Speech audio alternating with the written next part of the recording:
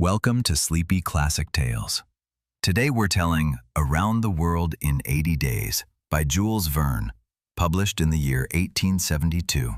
A story about the most punctual man in England, an outrageous wager, and a journey that leads from London once around the globe, with steamers and railways, an elephant and a sail-driven sledge, pursued by a detective who is chasing the wrong man. Make yourself comfortable, breathe calmly, and let yourself be carried into the London of the year 1872, into the most distinguished club in the city.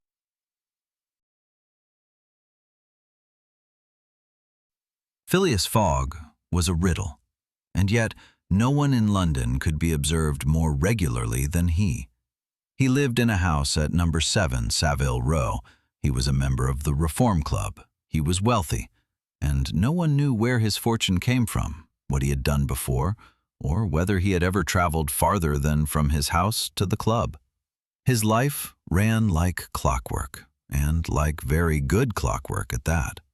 He rose at the same minute, breakfasted at the same minute, left the house at 11:30, set his steps on the same tiles at the club, ate at the same place, read the same newspapers, played whist in the evening with the same gentleman, and returned home on the stroke of midnight.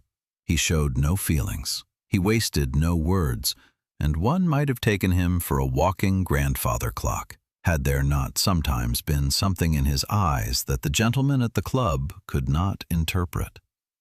On that morning, the 2nd of October, 1872, this man had dismissed his servant. The unfortunate had brought the shaving water 2 degrees too cool, and engaged a new one, a Frenchman named Jean Passepartout, a strong, good-natured fellow of about 30, who in his life had already been a singer, a circus rider, a tightrope walker, and a gymnastics teacher, and who now longed for nothing so much as rest. A gentleman who lived like clockwork. That was exactly what Passepartout was seeking. He did not suspect what lay ahead of him. For on the evening of that same day, Phileas Fogg sat, as always, at whist in the Reform Club, and the gentleman's talk came round to a bank robbery. A thief had made off with £55,000 from the Bank of England, and the newspapers argued whether the man could be caught, the world being so large. The world had been large, one of the gentlemen threw in. Then Phileas Fogg raised his head and said calmly that the world had grown small. One could travel around it today in 80 days. Laughter at the table, contradiction, quotations from the papers, in theory, perhaps, with all the connections, but in practice, with storms, delays, mishaps, Fogg held to it. 80 days, mishaps included. One of the gentlemen cried that he would like to see it, and Phileas Fogg, without raising his voice, answered that he could have it. He would wager £20,000, half his fortune, that he would accomplish the journey in 80 days or less, and he would set out that very evening. It was Wednesday. He would, he said, be standing in this drawing-room on Saturday, the 21st of December, at 8:45 in the evening, or have lost the wager. At 8 o'clock he sat with a traveling bag, 2 shirts, and £20,000 in banknotes in the train to Dover. Beside him a completely stunned Passepartout, who had entered a quiet position in the morning and in the evening was traveling around the world.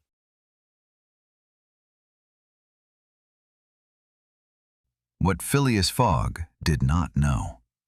In the very hour in which he left England, his description was telegraphed to all the ports of the empire. For the bank thief had been described as a gentleman, well-dressed, of quiet manner, and a detective named Fix, a small, tough, ambitious man, had made his own reckoning. A gentleman who departs in haste the day after a great robbery, under the pretext of a mad wager, with a bag full of banknotes. That was no eccentric. That was a fugitive, and the wager was the most elegant escape story a thief had ever invented.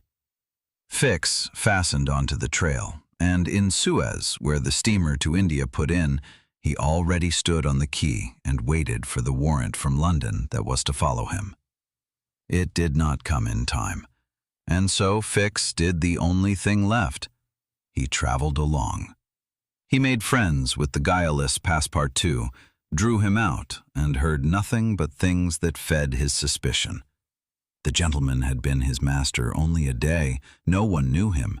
He paid bonuses like a prince if the ship went faster. Over the Red Sea and the Indian Ocean, the journey ran like clockwork. The steamer even gained 2 days, and in Bombay they boarded the train across India to Calcutta. The railway, the newspapers reported, was completed. The railway was not completed. In the middle of the country, at a village in the jungle, the tracks ended, and the conductor explained placidly that 50 miles farther on, they began again.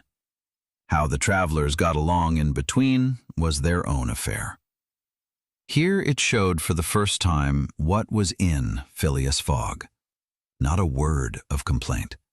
He had, after all, 2 days in hand, so he reckoned, and then he bought, since nothing else was to be had, an elephant from a trader for an enormous price, hired a young Parsee as a guide, and set off on the back of the animal Kiuni through the jungle, across the land of Bundelkhand, where English rule counted for little.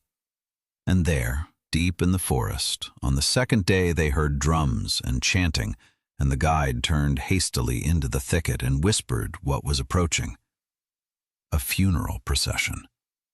Brahmins were leading a young woman to the place of burning, the widow of an old Rajah, who, according to the cruel custom of sati, was to be burned in the morning with her husband's corpse. The woman, dazed with hemp and opium, was dragged past them, young and beautiful and half-fainting, and the guide said softly that she was the daughter of a rich merchant from Bombay, raised like an Englishwoman, married against her will, and now destined for the fire. Her name was Aouda. Phileas Fogg drew out his watch, looked at it, and said, in the tone in which he otherwise laid down his whist cards, "We have 12 hours in hand. We could save her." And Passepartout, whose heart overflowed, could have embraced his master in that moment. The plan was quickly made and failed thoroughly. They meant to slip past the guards in the night and take the prisoner from the pagoda in which she lay until morning, but the guards were watchful, and there was no thinking of getting through. The hours ran out, the morning grayed, the pyre stood ready, and Phileas Fogg waited with a calm that drove Passepartout to despair. The Frenchman himself had at some point vanished into the dark, and no one had paid it any heed. Then came the day. The crowd streamed together. The dead Rajah was laid on the woodpile, the drugged Aouda beside him. Torches were lowered. Smoke rose. And then the miracle happened. The pyre trembled. The dead Rajah raised himself in the smoke, lifted his young life in his arms, and strode down the steps, through the smoke, straight through the crowd, which threw itself screaming to the ground, for the old man had evidently risen from the dead to spare his widow the fire. The priests trembled, the guards fell back, and the walking dead man marched straight toward Fogg and the guide, and murmured out of the splendid robe with an unmistakably French accent, that they might now please disappear very quickly. It was Passepartout. The former tightrope walker had, in the dark of the last hour, laid himself on the pyre itself, pushed the dead man aside, and taken over his role, and his years in the circus had done the rest. On Kiuni, the company raced away before the priests understood the deception, and happily reached the railway. The faithful elephant Fogg gave to the Parsee guide, who accepted him with tears in his eyes. Aouda, awakened from her stupor, learned to whom she owed her life, and since her relatives in India would have delivered her to the fire again, Fogg decided, with his characteristic matter-of-factness, to take the young woman along, to Hong Kong, where a cousin of hers lived. So they traveled henceforth as three, and Passepartout noticed with quiet pleasure that his master, though he remained as taciturn as ever toward the beautiful, clever Aouda, showed her every attention that could be reconciled with a timetable. In Calcutta, of course, the next blow was already waiting. Scarcely had they set foot on the platform when Fogg and Passepartout were arrested. Detective Fix, who had secretly followed them, had dug up the story of the pagoda in Bombay. Passepartout had, at the beginning of the journey, unknowingly walked into a sanctuary with his shoes on, an offense before the court. And Fix hoped in this way to hold the travelers in India until his warrant arrived. The judge sentenced them to prison. Fogg offered bail. £2,000, said the judge, per man. Accepted, said Fogg, paid £4,000 like a tip, and an hour later sat with Aouda and Passepartout on the steamer to Hong Kong. Fix stood on the quay and gnashed his teeth, and booked himself onto the same ship. On the crossing to Hong Kong, the steamer did what steamers in this story liked to do. It fought with a storm, lost time, made it up again, and Phileas Fogg, meanwhile, sat in the saloon and played whist, as though he were traveling to a summer resort. In Hong Kong, however, a sad piece of news awaited the travelers. Aouda's cousin had long since left China. Fogg took it in 2 sentences. Then Madame Aouda would simply come along to Europe. And Aouda, who by now looked at the strange, taciturn man with different eyes than he ever noticed, consented. For Detective Fix, though, Hong Kong was the last chance, the last English soil of the journey. If the warrant came too late here as well, the thief was lost to him the moment he left Hong Kong. The warrant came too late. And so Fix resorted to means of which a detective is not proud. He lured the trusting Passepartout into a harbor tavern, confessed to him that he was a policeman and Fogg's pursuer, and tried to make him an ally. Passepartout laughed in his face. His master, a thief, the most honest man in the world? Then Fix chose the second way. The tavern was an opium den. He pushed pipe after pipe and glass after glass on the Frenchman until Passepartout sank, stupefied, under the table.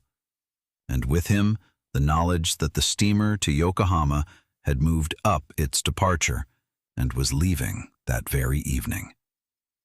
The scheme half succeeded. Passepartout, in his stupor, dragged himself with his last strength on board the steamer and traveled unconscious to Japan, alone. But Fogg and Aouda missed the ship and stood on the quay in the morning. No more steamers before the one that would put the connection to America out of reach. Anyone else would have given up.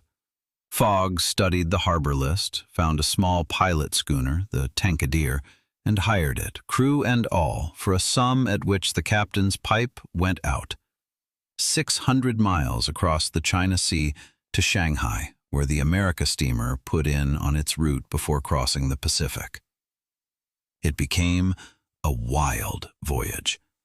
A typhoon fell upon the little ship, waves like houses, and the captain wanted to heave to, but Fogg stood in oilskins on the deck, looked at the raging water, and said only, "On." They came through. Off Shanghai, just as the steamer to America was pulling out, Fogg had distress signals raised, and the great steamer actually stopped and took on the castaways of the wager. And Fix? Fix had traveled along on board the Tankadere. Fogg had, with perfect courtesy, offered the pursuer, whose game he did not see through, the passage. The detective accepted and was ashamed. And it was not the last time. In Yokohama, meanwhile, Passepartout had awakened, without money, without a master, in a foreign land. The steamer had simply carried him along, his passage having been paid after all. The Frenchman got by as he had done all his life. He sold his European clothes for an old Japanese coat, starved his way through the streets for a day, and finally signed on with a traveling theater, a troupe of acrobats who piled their performers into human pyramids. At the great farewell performance, Passepartout, right at the bottom in the foundation of the pyramid, it happened. He caught sight in the audience of a face he had never expected to see again. His master, with Madame Aouda, just arrived in Yokohama and searching for him. The pyramid collapsed, for its foundation ran off, straight across the hall into his master's arms. So the little company was reunited, and that same day it went on board the great paddle steamer General Grant, course San Francisco, 3,000 miles of Pacific. The crossing passed peacefully, and it had a quiet climax that only the calendar saw. Halfway across, the ship crossed the 180th meridian, that invisible line in the ocean at which the travelers, without noticing it, entered a peculiar relationship with the date, of which there will be more to say at the end of this story. Passepartout, whose famous family watch stubbornly went on showing London time, triumphed meanwhile that the sun evidently regulated itself by his watch. Fix, too, was on board again, and Fix had by now changed his mind. His warrant had arrived in Yokohama, but was worthless there. America was no English soil, and he could seize his man only in England itself. So the pursuer now served the journey. The faster Fogg came home, the sooner Fix would get him before an English judge. Passepartout, who had never forgiven the detective the opium den, negotiated a truce with him, for the time being. In San Francisco they set foot on American soil, and within a few hours Fogg landed in the middle of an election brawl, in which a giant of an American named Colonel Proctor jostled and insulted him. They promised each other to settle the matter with weapons at the first opportunity, and Fogg noted the name, as he would note an appointment. Then the Pacific Railroad train steamed eastward, 7 days across the continent, through the Sierra Nevada, through salt deserts and prairies, past herds of buffalo that blocked the tracks for hours, while Fogg played whist in the car and did not once look out of the window. In the mountains, then, the first test. A suspension bridge, it was said, was dilapidated and would no longer bear the train. The engine driver found an American solution. With full steam and top speed, the whole train flew over the groaning bridge, and behind the last car, it broke thundering into the gorge. On it went, eastward, and no one suspected that the most dangerous hour of the whole journey still lay ahead of them, in the middle of the prairie. It came on a gray afternoon, between two stations, in the middle of the open country.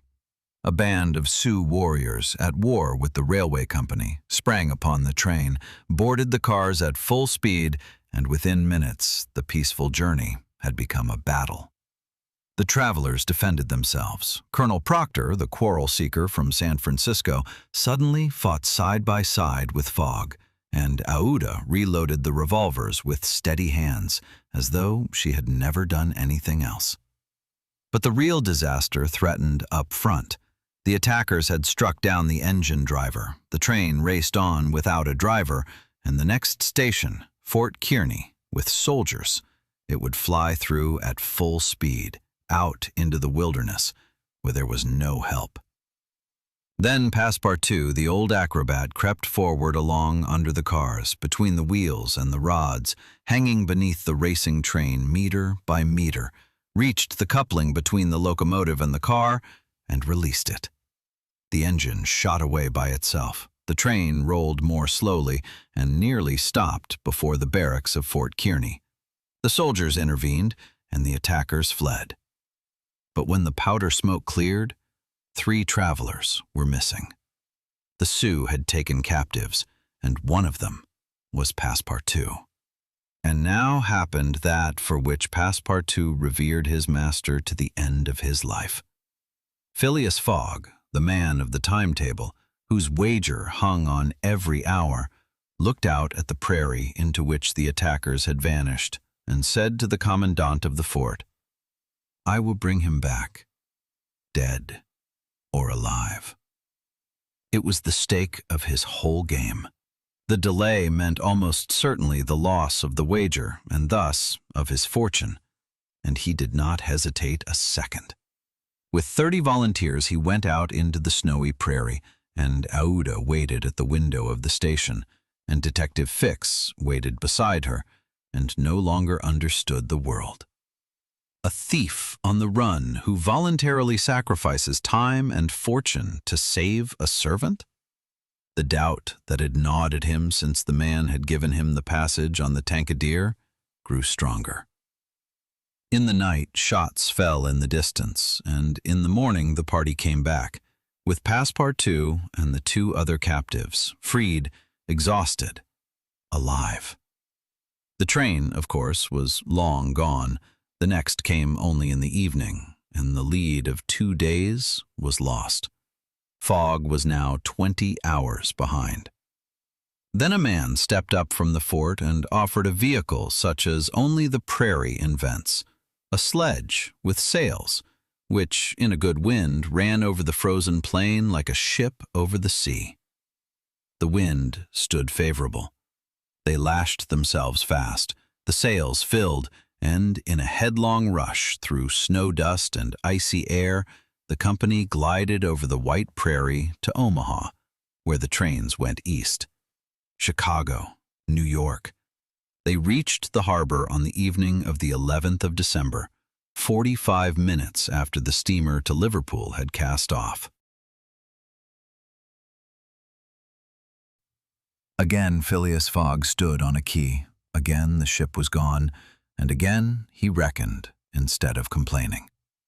The next morning he found in the harbor a small trading steamer, the Henrietta, whose captain, a gruff seaman named Speedy, was bound for Bordeaux and detested passengers on principle. Fogg offered $2,000 per person. The captain took 4 passengers to Bordeaux, but to Liverpool, he declared, he would not sail for any price in the world. Fogg did not smile and did not argue. He went on board, and within 2 days he had, with banknotes into the hands of the crew, quietly taken over the ship. The sailors obeyed him. The raging Captain Speedy sat locked in his cabin, and the Henrietta turned her bow toward Liverpool.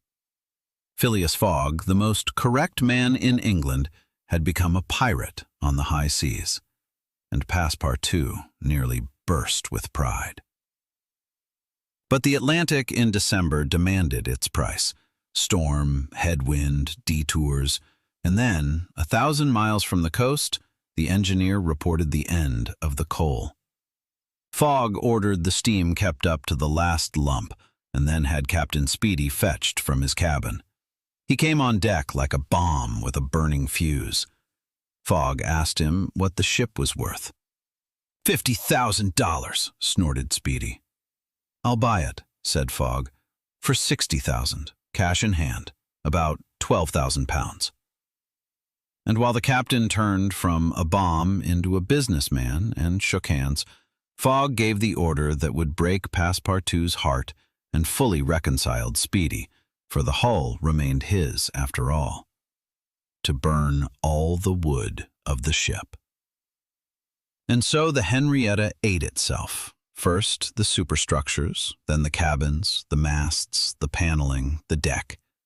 A floating iron skeleton, smoking and burned bare, dragged itself into Ireland, and Fogg switched at Queenstown to the ferry and the express train, and stood on the 21st of December, the last day of the term, at midday on English soil, in Liverpool.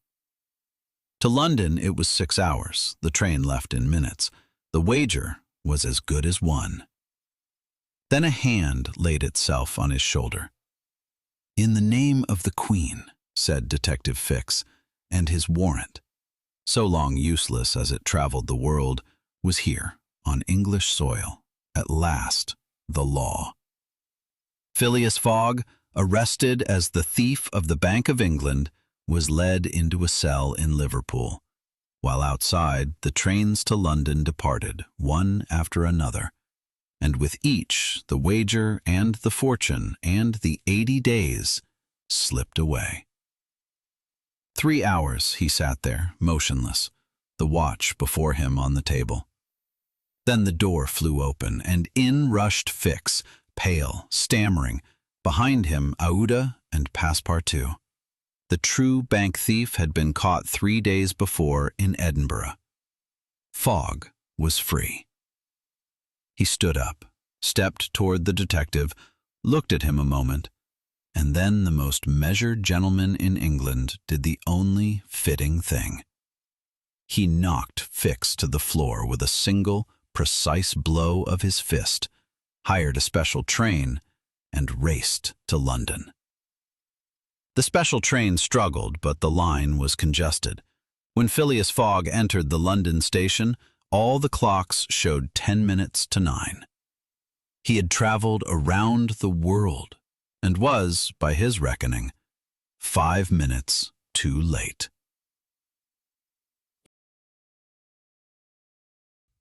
He took it as he had taken everything. Not a word of quarreling, no accusation against Fix, against the storms, against fate. He brought Aouda to his house in Savile Row, instructed Passepartout to see to Madame, and withdrew. The wager was lost, and with it almost everything. The £20,000 at the club were gambled away, the other 20,000 nearly used up on the journey, the Elephant, the Bale, the Tankadere, the Henrietta, the special trains. The rich Mr. Fogg was a poor man, ruined by 5 minutes. The following day, a Sunday, the house passed in dull silence. Passepartout crept about like a dog that feels guilty. Had he opened his mouth about Fix in Hong Kong, everything would have turned out differently, he told himself 100 times. And Aouda sat in the evening with Fogg in the quiet room, and they spoke of his situation. And then this young woman, who had traveled at his side over 2 oceans and 3 continents, said the most courageous thing that was said in this whole story. She asked Phileas Fogg whether he would take her for his wife. And then happened what had not happened in 80 days. Phileas Fogg lost his composure. He stood up, and in his eyes was a light that no timetable had ever put there, and he said he loved her. Yes, by all that was holy, he loved her and belonged to her wholly. Passepartout was rung for, came, beamed, and was sent on the spot to the clergyman to arrange the banns for Monday. It was 8 o'clock in the evening, and now, at the parsonage, the enormity fell upon the panting Passepartout. A wedding on Monday? But tomorrow was Sunday. Sunday, cried Passepartout. Today was Sunday. Today, said the Reverend, was Saturday. Saturday. Passepartout stood petrified for a heartbeat. Then he raced off, through the streets, without a hat, dodging people as he once had beneath the train, tore his master out of his armchair, and dragged him, explaining breathlessly, into a cab. For that was the miracle the travelers had overlooked, all of them, even the reckoning Fogg. Whoever travels eastward around the earth, toward the sun, finds the days growing shorter, and whoever crosses the date line in the Pacific gains a whole day. 80 days Fogg had counted on the way, but London had lived only 79. It was not Sunday, the day after the lost term. It was Saturday, the 21st of December, and it was 20 minutes to 9. At 9:15 in the evening, while the gentlemen at the Reform Club counted the last seconds before the ticking clock, and already believed the wager won, the door of the drawing room opened, and Phileas Fogg stepped in and said in his calmest voice, "Here I am, gentlemen." He had traveled around the world in 80 days. He had won the £20,000, and since the journey had cost almost as much, scarcely anything of the winnings remained, which did not trouble the victor in the least. For Phileas Fogg had won something else on this journey: a wife, who made him the happiest of gentlemen, and a friend for life who had once only wished to be a servant. And if one had asked him what a man travels around the whole wide world for, he would probably have answered, "For less, it is not worth the trouble." That was our short retelling of Around the World in 80 Days by Jules Verne.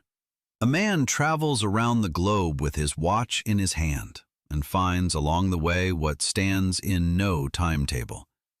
And in the end, the earth itself gives him the day that seemed to be missing. Sometimes the world is more generous than our reckoning knows. Good night. And if you like, we'll hear each other again tomorrow at Sleepy Classic Tales.